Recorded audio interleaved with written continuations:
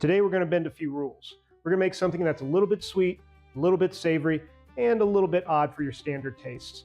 Today we're making Hoisin Venison Meatballs. So let's get started by making our sauce. So we're starting off with our mixing bowl and a bit of hoisin sauce. Next thing we're going to add is just a little bit of oyster sauce, soy sauce, rice vinegar, sesame oil, chili garlic sauce, and garlic. Now this sauce can be made in advance in case you need to take this on the go anywhere, or you just don't feel like doing it all in one setting. Next, let's go over our mise en place. You've got scallions, which we're going to separate into whites and greens, venison, pork, breadcrumbs, zucchini, egg, and bok choy. Next, you're going to combine your venison and pork into a large mixing bowl. The whites of your scallions, egg, breadcrumb, and about a quarter of the sauce you just made. Then give them a good mix.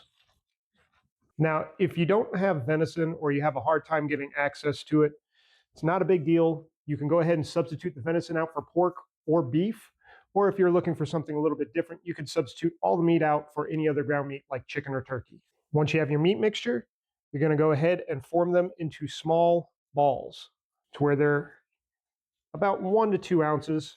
The smaller the ball, the quicker it will cook. The larger the ball, the longer it will take. So I recommend going kind of small on this one.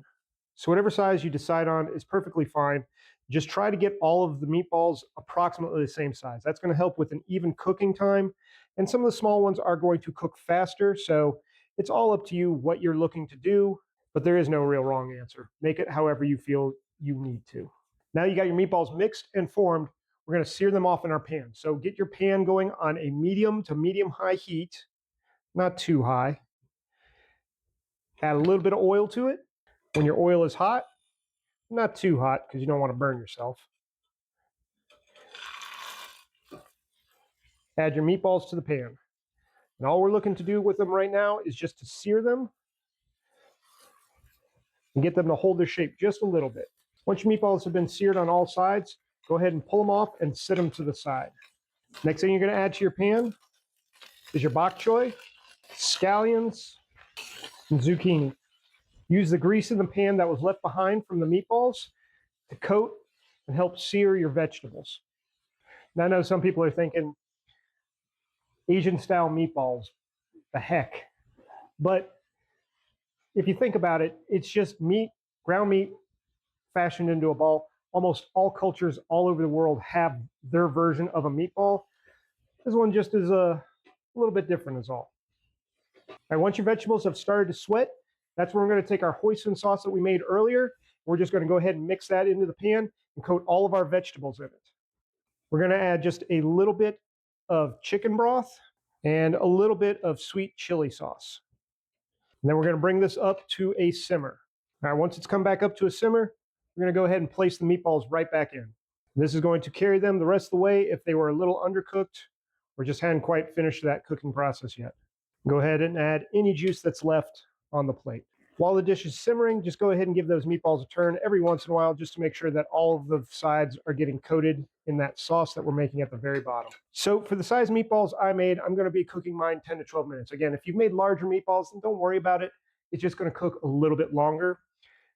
I recommend you baste them every once in a while. Just take the sauce from the bottom of the pan, throw them right on top. And once that sauce starts to thicken just a little bit, that's how you know you're going to be done and ready to plate up. So now that our sauce is thickened and our meatballs are cooked all the way through, let's go ahead and get that plate up going.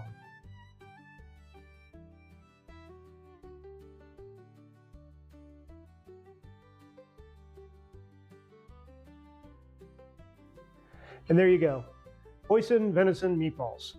Again, if you don't like venison or you can't get venison, then you can substitute any ground meat that you like into it. It'll change the flavor a little bit, but beef would be good, pork, chicken, turkey, whatever you like. Comes out nice. It's not too much of a fuss. You just got to make things a little bit in stages, but the whole thing comes together relatively quickly, all things considered. But with that being said, let's go ahead and give it a taste and see how it came out.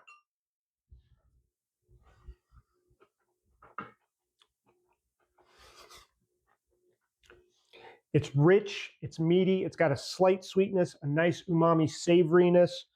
The vegetables are really popping together where they're bright and vibrant, but they're not too harsh. And it goes great on a bed of white rice. But if you want to do something a little bit crazy, make yourself some angel hair pasta, throw it on top of that. You got a weird take on spaghetti and meatballs. But if you like this, make sure you hit the like, share, comment, subscribe, all that great stuff. It helps me out, and I really do appreciate it, guys. And as always, thanks for cooking with me.